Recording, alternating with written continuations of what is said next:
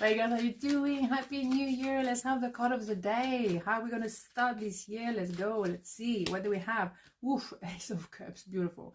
Happened on the reading as well. Beautiful. That is a way to start the new year.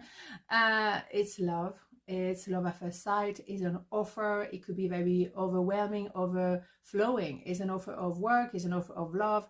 It's maybe as well an apology, whatever, you know, and it's going to be a gift from life, a gift from the universe, or gift from somebody who I just want to say, I love you, or I want you for the job. So it's very powerful, very strong. It's a beautiful emotion, but you might be like, wow, overwhelmed. And yeah, a little bit like, how am I handling this?